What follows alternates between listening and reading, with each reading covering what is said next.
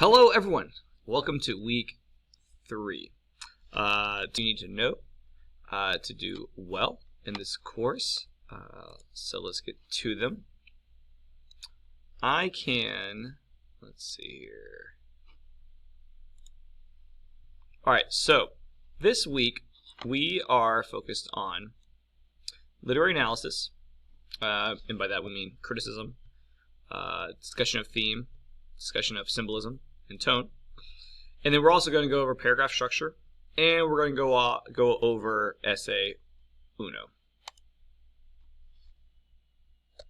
which means one in Dutch, if you didn't know that. So essay 1. All right, we are starting the process, which is a short story analysis. Okay, you are going to begin the process this week. You're going to write a literary analysis essay over a short story of your picking. I want to show you in a moment. You will read the tone, style, and try to figure out the deeper messages it is sending, which is performing your literary criticism. Okay. Your essay must meet the following requirements. So it must contain 2 outside sources. And it has to be 2.5 or more pages, which is about 850 words. Double spaced, all that. Okay? Those are the requirements. Now today I'm going to go over what you'll be analyzing your story for. Okay? And as time goes on, I will get more and more into MLA formatting, show you even more.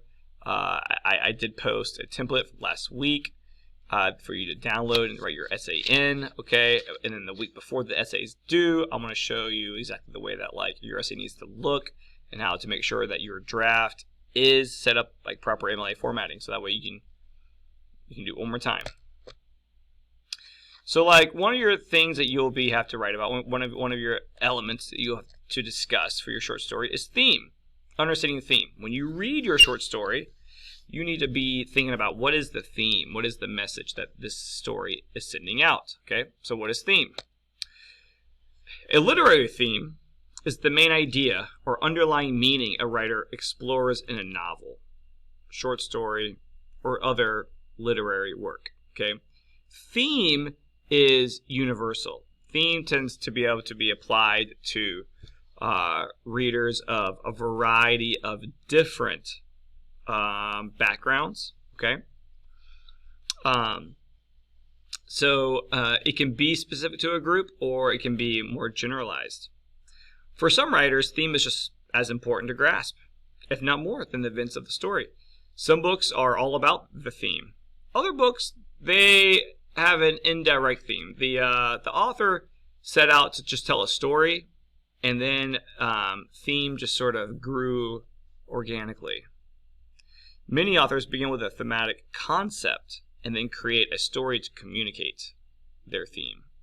Okay, some themes are on purpose, some are on accident. The theme, or one of the themes, a story can have, a story tends to have one theme. Usually, novels might have multiple themes. But the theme of a story can be conveyed using characters, setting, dialogue, plot, or a combination of all these elements. Now, I wanted you to have read Strawberry Spring and watched This Is America, the music video, before getting into this lecture, okay? Because I'm going to be talking about those 2 things in this lecture, okay? So if for some reason, at this current moment, you have not watched the This Is America music video that I posted under my lectures, or you have not also read Strawberry Spring, then I'd say pause this, stop, go do those things. Watch the music video and read the story, okay? And then come back to this, because I'm talking about those 2 things throughout this. All right? And I'm also going to enjoy my cup of coffee.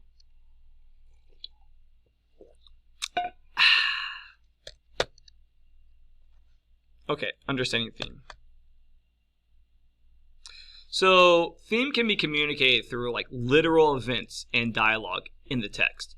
Like the author speaks to the audience through the characters to convey the theme. So for example, if you read The Hate You Give, okay? The Hate You Give is literally about police brutality. I mean, there's no way of reading The Hate You Give and trying to interpret it a different way. It just is. It literally is about police brutality, okay? But theme can also be communicated through metaphor or events, like plot and characters and situations can all be symbols used to convey a deeper meaning, okay? So you can get theme from what you watch or what you're reading, what you're seeing, rather than what is actually being told to you, okay?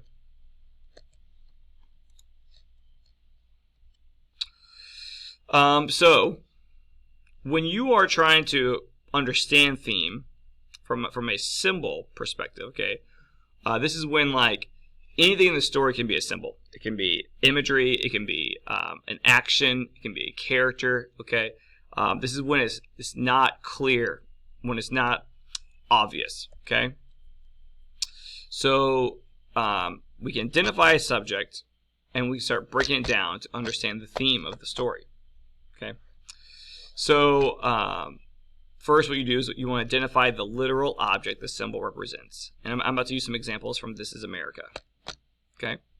So in This Is America, the black narrator, all right, at the beginning, like just 10 or 15 seconds into the music video, we have the black narrator. I'm going to refer to this guy as our narrator because he kind of guides us through this visual text. The black narrator is shooting another black person in the head. Okay, so that's literally what's happening. Okay, now what does this symbolize? So what we need to do is we need to identify the figurative representation of the symbol. What does this represent? Okay, and we can, for this, we can pay attention to the way he's standing. Why is he standing like this and holding the gun out to shoot this person? So then we can think, we can connect it to maybe this sort of symbolism. So the pose Gambino takes mimics the racist cartoon of the character Jim Crow that became the name of the racist segregation laws in America. Jim Crow was a comic character. It was a cartoon. It was a parody that was made in the 1800s, and this character Jim Crow was so people were supposed to laugh at him. He was a parody of black people.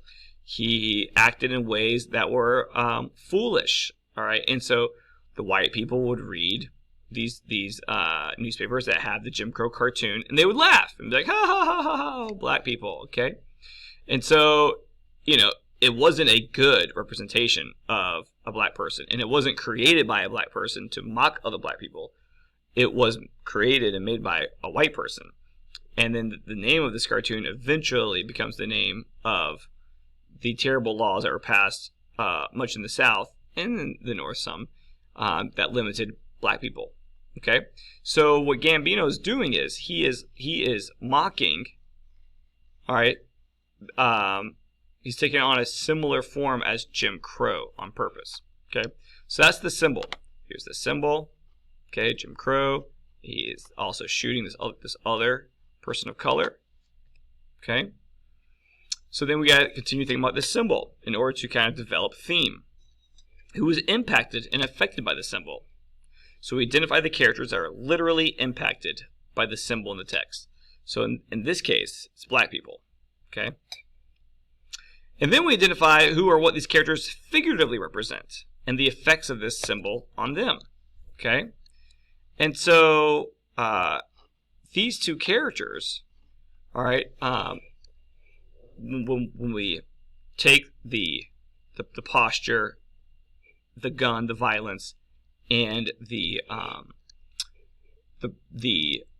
victim who's about to be shot, okay, we can understand that Gambino is imitating systemic racism. Okay, because if we go back to Jim Crow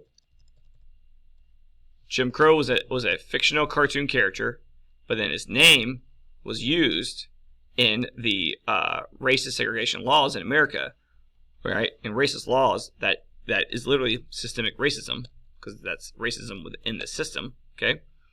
So Gambino is representing the Jim Crow, not the actual Jim Crow cartoon, but the Jim Crow type laws. And so he is imitating the systemic racism, all right? And then the person in the chair represents black people. And the gun represents the danger, all right? The danger. So Gambino's imitating systemic racism and the deadly impacts it has had on people of color. That's our unstated but interpreted theme. Okay? We can go to this image from This is America. What is the theme of the text? So using the dissection of the symbol, the characters, and the effect on the characters, determine a theme that the author is constructing. So from this scene, okay, there's a different theme to this scene. This was the theme for this scene, and now we have a different theme coming for this scene. Okay, and let's look at what some people have said. So, what theme do the car scene represents? Viewers drew connections to the black men routinely killed by police during traffic stops, including Philando Castile in Minnesota in 2016. Quote, do a lot of those cars have their driver's side doors open and hazards on because they're symbolic of the cars of all the people pulled over and killed by the police? Okay, so it's hard to see in this one. This door is open. This door is open. In the music video, if you go back, you can see more car doors are open, and you can see the lights, the hazard lights, are on. All right, and that this kind of goes back to the idea that being black and driving your car can be dangerous. Others found, though, economic symbolism within the sea of beat-up cars. The mostly parked vacant cars in This is America reference to this reference to the stalled socioeconomic and political mobility of black people in America. These cars are older. There's a purpose why. There's a reason why Gambino got older cars for this scene. He could have gotten newer cars, but he got cars from the 90s. And so a lot of research has shown that the black middle class has stalled since the 90s. Okay, so that is theme. Okay, what statements is the author making? Okay, through their work. And then you're going to write a paragraph about theme. What's the author's message? What's the author? What point is the author trying to make in the story? Then we go to style and tone. Okay, how does the author write? So let's look at tone. In literary terms, tone typically refers to the mood implied by an author's word choice and the way that the text can make a reader feel. The tone an author uses in a piece of writing can evoke any number of emotions and perspectives. The author might have a sarcastic tone, might have a sympathetic tone, might have a suspicious tone. So like for Strawberry Spring, for example. Strawberry Spring is written in first person. Okay, that's on purpose. Strawberry Spring could have been written in third person. But instead we have a speaker. We have this narrator talking to us. And this narrator was there at the campus when this was happening. Now, it's written in first person because usually the effect of first person to readers is disarming. We become more emotionally attached to the speaker because it's very conversational. We put down our guard. So like for example, right here, we have, and at 10 minutes, okay, after 11 on that night, a junior named John Dancy, on his way back to his dormitory, began screaming into the fog, dropping books on in between the sprawled legs of the dead girl, lying in a shadowy corner of the animal sciences parking lot, her throat cut from ear to ear, but her eyes open, and almost seeming to sparkle, as if she had just successfully pulled off the funniest joke of her young life. Dancy, an education major and a speech minor, screamed and screamed and screamed. Now, this tone, we can also talk about, is that this is meant to be scary. This is meant to be more eerie. This is meant to create fear in the audience's minds, okay? And to really kind of like send home that this was a scary situation because he screamed, screamed, and screamed. So these are two different tones, okay, that both exist at different parts of the story. Much of the story we have is in first person. Is the kid just talking to us about his experience through all this, going through the suspects. And then this one, we have much more of a darker tone, a more thriller-like tone, which makes us realize that tone can be deceiving. The use of first person is disarming through its conversational style, okay? And because of that, readers tend to trust narrators. So like here, when it says, "They caught him," his roommate said. "I heard it over at the grinder." From who? I don't know, some guy. Her boyfriend did it. His name is Carl Amalera. I settled back, relieved and disappointed.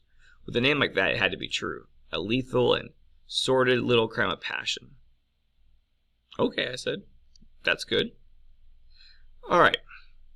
So, like, this is disarming because, spoiler, you better have read the story because the ending's being spoiled. Because he is the killer. We know that at the time we didn't know he was the killer. At the time, we, thought that he was just a witness through all this. Okay? And so, when it's like, oh, there's no sense of relief. There's no, like, he didn't lay on, like, that, like, he was like, whew, this is great. There's a scapegoat. There's someone else on. Okay? Because this is such a conversational, like, and when he finds out, he was kind of shocked when he finds out that they caught the bad guy and disappointed, then we the reader are more convinced, or we just become less suspect of him, suspicious of him, and we feel like we're seeing the story through his eyes and he's just a regular student trying to make sense of all the craziness that's happening. Okay, so then style deals with unique things that writers do in the stories, okay? So like in this story, Stephen King uses a lot of foreshadowing. He foreshadows that the speaker is the killer without ever saying it. He says, on my way past there to class, to my 10 o'clock class, I was asked to show my student ID. He says, I was clever. I showed him the one without the fangs. A lot of people might have overread that. They might have read right past it. They thought, like, okay, that's weird. But, like, that's him saying that he's a dangerous, evil person. Because, fangs are associated with monsters and creatures and vampires. So we should have known right then that can't trust him. Later, we have folk tales that said, never believe a word. I looked at him. But I'm nervous. Are you? And then his roommate says, oh yeah, I'm a little nervous. I suspect everyone but me and you, he said. And then the smile faded a little. He says, and sometimes I wonder about you. The is another word for you, okay? And I think a lot of people, I think that's written on purpose. The use of the makes it less obvious what the roommate is saying. And the roommate is saying, I suspect you.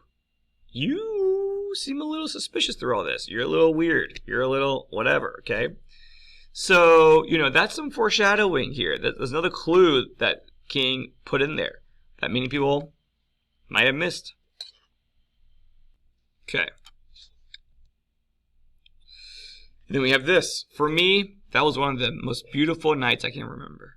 The people I passed under the halo streetlights were murmuring shadows and All of them seem to be lovers, walking with hands and eyes linked. Okay. Later on, he talks about how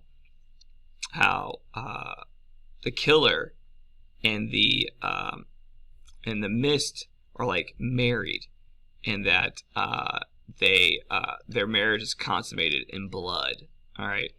So he talks about how that he sees all these people, he connects that they're together, and then later he talks about how it seems like the killer and the fog are together, and in both cases he's out there walking around. So once again, this sort of hints at his always being out there when these kind of things happens, and the like dark romance that's associated with it. Okay, so that's style, tone. Pick out some things that the author is doing. Write one paragraph about something the author does in the piece. Well, okay. And then next we do literary analysis. So this is when you analyze a text from one of the lenses we discussed in week 2. Okay, like historical, moral, philosophical, feminist, sociological / Marxist. If you didn't watch week 2's lecture, you need to go back and watch it. Okay, so one paragraph is that, and this is not always connected to the theme. Sometimes it is. Sometimes it's not. Sometimes this is an unintentional something that was left out that wasn't on purpose. Okay, and you underlying messages here that I don't think the author even meant to say. So, like, here's a feminist reading of Strawberry Spring. The murderer in Strawberry Spring is motivated by his misogynistic anger toward women, fueled by his rejection of the other sex. Anne Bray, the second victim, sealed her fate when he asked for a date, turned down. When men see women as objects for their use, they do not respect their sovereignty and will commit acts of violence to keep women under their thumbs.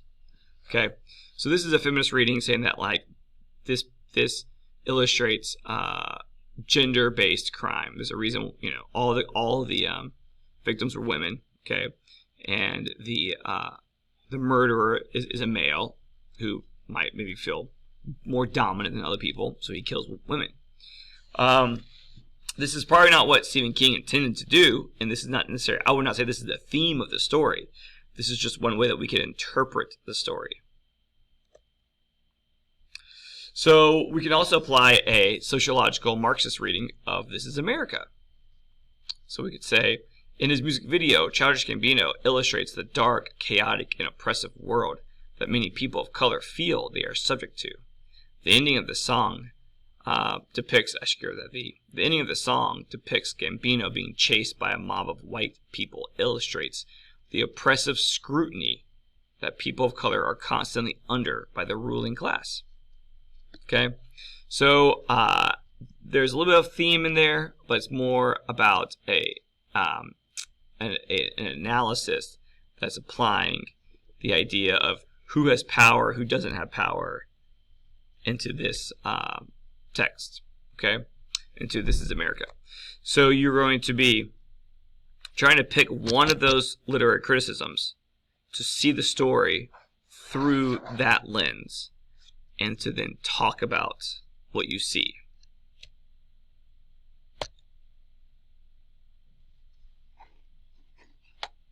All right, so once you have read your story, once you figured out a theme, you figured out some stylistic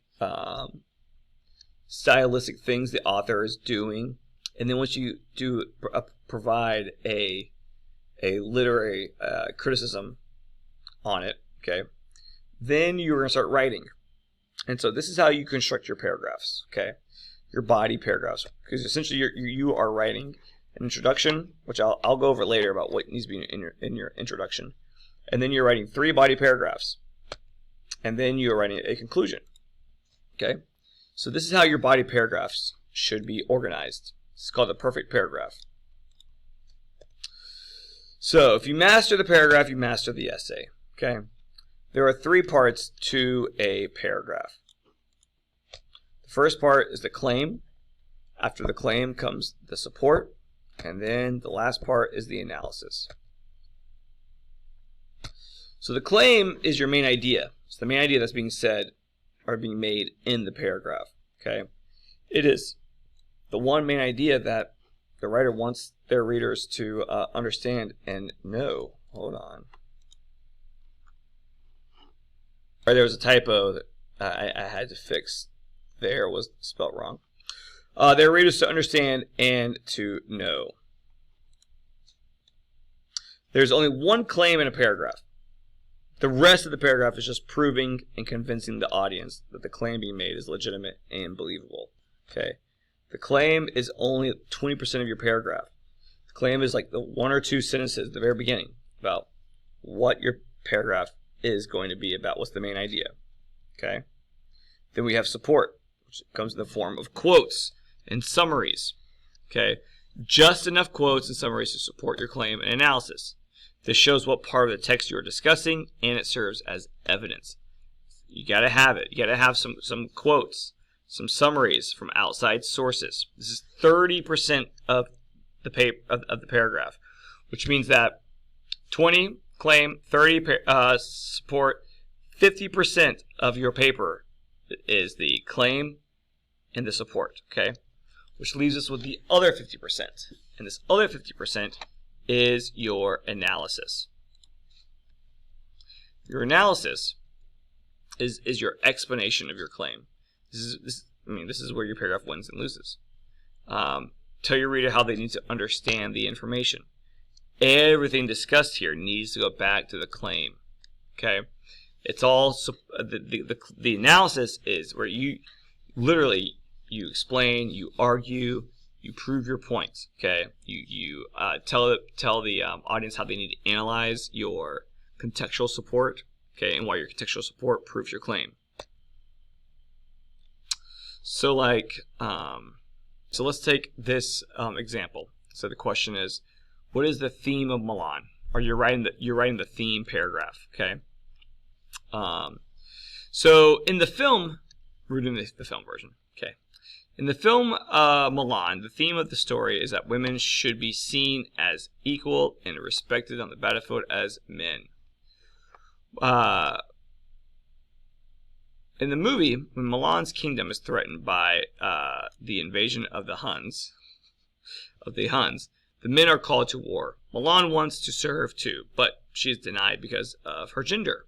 Therefore, she disguises herself as a male in order to fulfill her destiny to be a great warrior. Milan was confident that she was strong and brave enough to be a warrior, but the male-dominated and sexist society that she lived in prohibited her from fighting. But by surviving and thriving in the war, she proves that women can be as equal or more so than men in war. Although the film doesn't explicitly show people being killed, because there were battles fought, it can be understood that people did in fact die in these battles, yet Milan survived.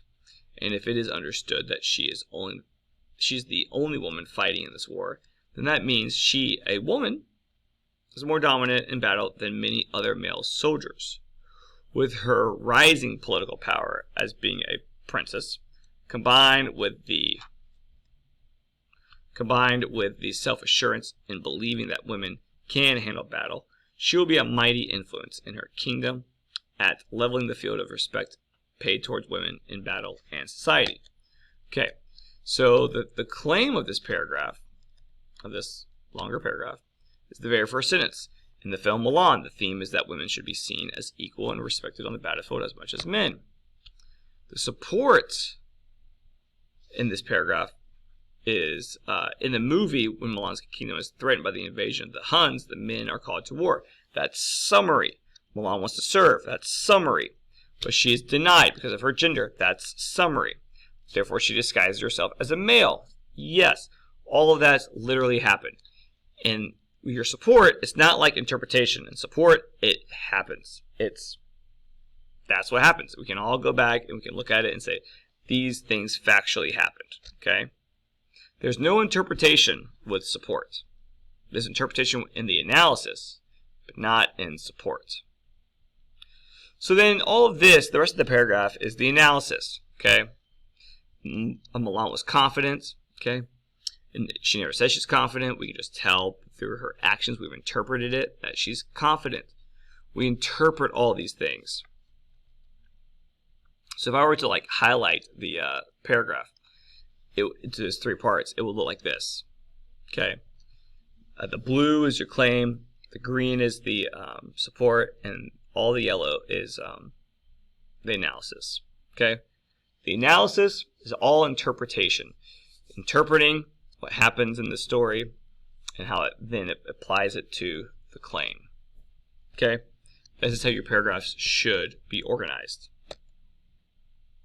So like this week, I'll show you in a moment where to pick a short story to write about. Okay? You analyze the short story. You write an outline for the analysis. You should just write an outline for what theme you're going to write about for your story, what style you're going to pick, and then also what literary lens are you going to use. Okay? And then you got to make sure you complete the independent novel quiz, which I'll show you where that's located. Alright, so 1102. So under instructor lectures, for one, you can go down and you can find week 2 and 3 PowerPoints. You can find this PowerPoint if you want to go back over the notes. Okay, this is an over 30-minute long lecture, so I know that like I kind of went through it relatively fast. So you can click on that to get the lecture notes. Go to lessons, and I think lesson 1, analyzing literature, is where you're. Scroll down. Literary analysis, novel choice. Yeah, click that, and by the end of this week, you need to know what book you're reading, and you need to get your novel and start reading it. Okay, so that way you can have it finished by the time we start writing essay 3. There you go. Then you go back to lessons. Scroll down to essay 1 folder. Okay, so here are some stories you can read. We have a story from the book World War Z about zombies. We have a story by about Abby Wambach's life in high school. She's the gold medalist soccer player. We have a chapter from W. Kamau Bell's book, and this chapter is called "The Most Awkward Birthday Ever."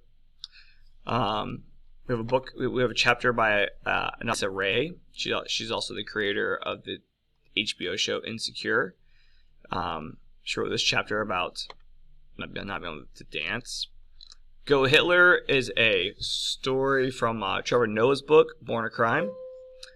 And then we have The Sea Change, which is a Hemingway story about a couple who breaks up, and they, I don't want to give away the reasons why, okay, but they break up, okay. Now you can also read, like, I think, like, you can do something like Stephen King stories. You can find short stories on the internet by Stephen King or other people that seem interesting, okay. You can read one of these stories. You can go to lessons, and I think it's in lesson 2. There's a folder full of short stories as well, short story readings. You can pick one of these if you want to. These are older stories, though. I'd prefer you to read a new story. Okay, I'd prefer you to read like and analyze something that is modern, not like something by William Faulkner. I mean, A Rose for Emily is a good story, but I'm just saying, there's a lot of good newer stories, okay, out there. I'll go over later on what you need to put in your introduction. In your introductions, where you're going to summarize what your story's about, okay, and who's it by. So, yeah, so that's it. All right, you need to find a short story that you find interesting. You can use one of mine. You can use one of these. You can go online and look up your favorite author, see if they have any short stories, and you can read them, okay? So that's the goal for this week. Read the short stories and start thinking about theme and style and a literary analysis sort of perspective. All right. Email me if you have any questions. at all.